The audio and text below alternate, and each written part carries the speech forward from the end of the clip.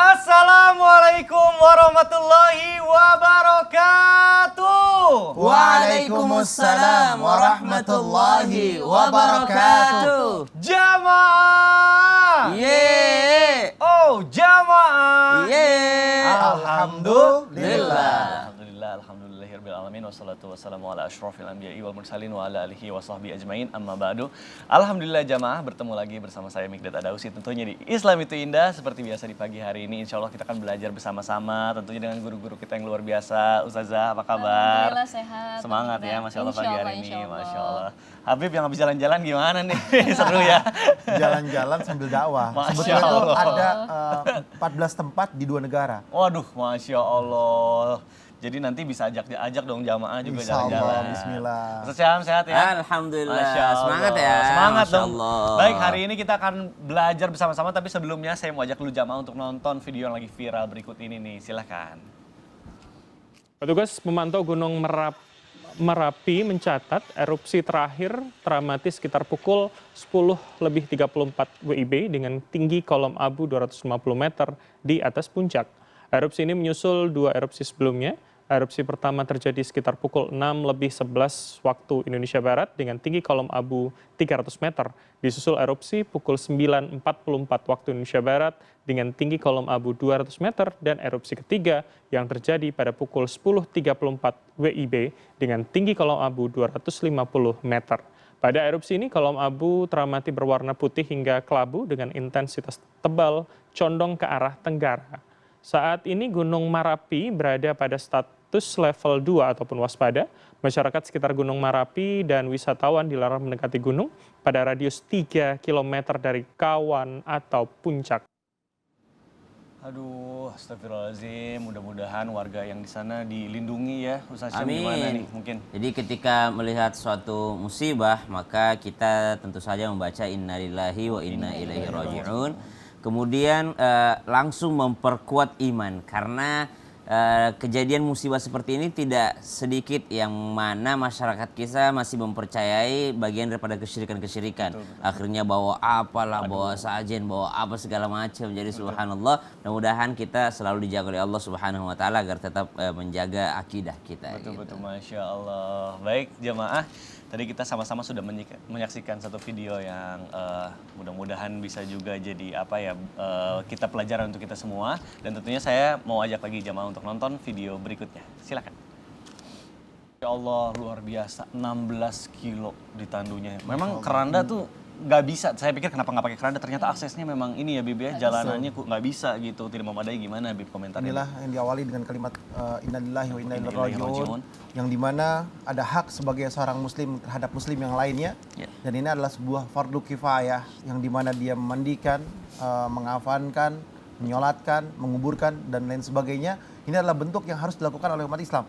Dan khususnya apabila terjadi hal seperti ini, pertama kita lihat dulu situasi dan daerahnya. Betul. Apabila tidak memungkinkan, mudah-mudahan Pemda setempat ataupun provinsi setempat, mohon maaf Kang Emil, mudah-mudahan bisa dengar, Baik. ya kan, bikin jembatan dan Betul. ada akses untuk ke tempat tersebut. Bismillah, insya Allah lebih berkah lagi.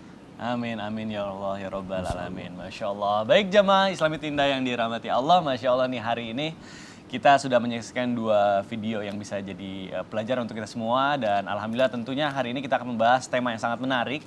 Jamaah, bicara soal kehidupan pasti ada saatnya kita di atas, ada up atau juga ada down, mental kita lagi jatuh-jatuhnya. Atau mungkin yang lagi sekolah pasti pernah merasa dibully. Atau misalnya lagi berkeluarga pasti pernah merasakan susahnya berkehidupan rumah tangga gitu ya. Tapi selalu ada sosok yang memberikan mental kita kuat.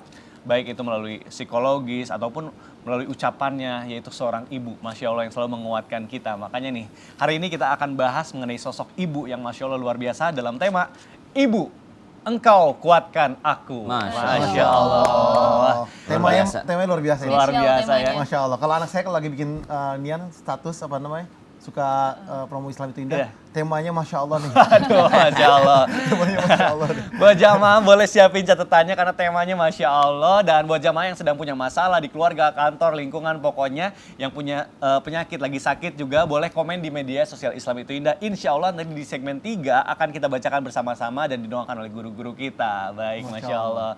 Baik jamaah, sebelum kita bahas lebih dalam nih mengenai tema kita hari ini yaitu Ibu, Engkau Kuatkan Aku. Saya mau ajak dulu jamaah untuk nonton dulu tayangan berikut ini. Silahkan. Masya Allah, Masya Allah, tabarakallah. luar biasa. Jadi ada seorang anak diberitakan tetap setia untuk merawat ibunya, ya, membersamai ibunya meskipun dalam keadaan terdesak seperti ini. Betul. Tidak ada listrik, tidak Betul. ada Air katanya air bersih. Subhanallah. Gimana tuh tuh? Ini luar biasanya ridho Tapi Allah bertahan ya, firidolidain. Masya Allah ya. Iya, ya bisa bertahan Bisa gitu. bertahan. Nah ini Ustazah Syifa nih, ini gimana nih? Tiko itu katanya merawat ibunya dari kelas 6 SD sampai mengorbankan pendidikannya, karirnya. Itu nggak sekolah ya? Iya, gara-gara harus terpaksa berhenti gara-gara mengurus anaknya. Nah ini gimana nih Ustazah supaya menimbulkan rasa Ibunya mengurus ibunya. Bukan anaknya. Bagaimana menimbulkan rasa ikhlas untuk merawat orang tua khususnya bagi ibu yang sudah mulai sakit dan supaya gimana ikhlas gitu merawatnya dengan cinta. Nah, Masya Allah, Siap. mohon penjelasannya Izin, Ustazah, Habib, Ustaz silakan. Syam, para guru-guru Islam Itu Indah yang ada di rumah. Bismillahirrahmanirrahim. Assalamualaikum warahmatullahi ta'ala wabarakatuh. Waalaikumsalam warahmatullahi wabarakatuh. Alhamdulillah wassalatu wassalamu ala rasulillah Muhammad ibni Abdillah wa ala alihi wa sahbihi wa mawalah. Rabbi israh li sadri wa yassirli amri wahlul uqdatam min lisani yafqahu qauli. Melihat tayangan Fiti terkait Niko tadi, ini bisa menjadi pelajaran hidup yang penting sekali buat kita orang-orang sekitar yang menonton dan melihatnya. Ya, terkadang kita ketika mengurus orang tua itu sering timbul rasa tidak terima, mengeluh. Karena orang tua kalau dia sudah dewasa, sudah tua, lanjut usia, maka keadaannya akan kembali bagaikan anak-anak. Kita ngurus anak aja kadang-kadang kesabaran kita masih setengah-setengah. Apalagi mengurus orang tua yang dia sudah tua, besar dan lain sebagainya, kemudian menguji kita. Maka pelajaran dari Tiko ini luar biasa, banyak yang bisa kita ambil. Dalam Al-Quran disebutkan wa wasainal insana biwalidayhi hamalatsu ummuhu wahnan ala wahni wa fissaluhu fi amain. Ya. Kalau pengen ikhlas ketika merawat seorang ibu ataupun seorang ayah yang sedang sakit atau memang sudah uzur usianya, mari kita flashback lagi, kita bayangkan lagi bagaimana perjuangan mereka dulu kelak ketika melahirkan, mengandung, berjuang antara hidup dan mati, belum ketika ngidamnya yang serba salah, tidur madep kanan, kiri, tidak enak dan lain sebagainya. Itu yang harus kita renungkan. Belum lagi ketika masa menyusui atau masa-masa membesarkan kita yang penuh dengan cobaan, jadi harus kita renungkan kalau orang tua saya saja dulu ketika saya masih kecil begitu ikhlasnya merawat diri saya, tanpa ada imbalan sedikit pun. Kata seorang ibu bilang yang penting anak saya sehat.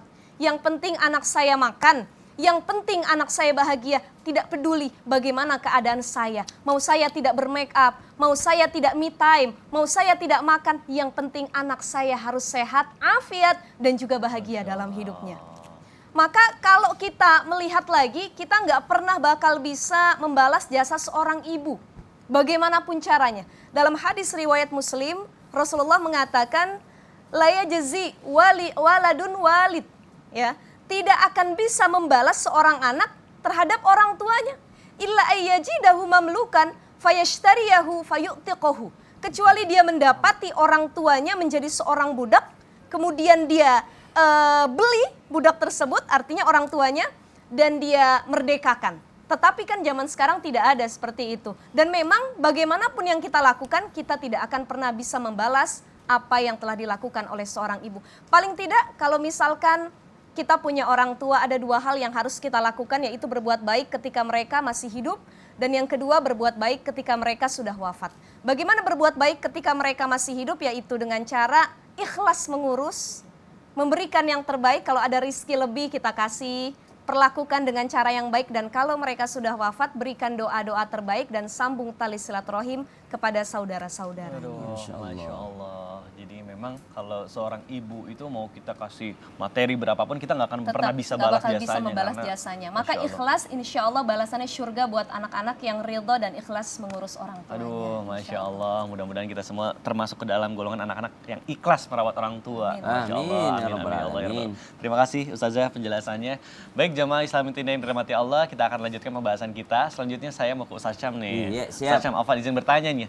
Kalau misalnya nih ada kondisinya seorang anak itu menitipkan ibunya ke mohon maaf panti jompo gitu ya, karena memang Anak menitipkan ibunya ke Panti panti jompo, subhanallah. karena memang mungkin maksudnya ini kondisi yang memaksanya untuk melakukan itu karena memang dia harus bekerja gitu atau dia tidak punya waktu gitu benar-benar dia Mengurusnya. mungkin iya atau mungkin dia belum nikah gitu. Nah, ini bagaimana nih hukumnya? Tapi niat dia juga mungkin baik gitu, tapi ya dipikir-pikir kasihan juga. Nah, ini bagaimana menurut sudut pandang Islam mana yang lebih baik nih Ustaz Syam? Mohon penjelasannya. Bismillahirrahmanirrahim. Mohon izin Tabeh, Habib Usman, saya Syifa, Mas Mikdad serta guru-guru kami yang dimuliakan Allah Subhanahu wa taala.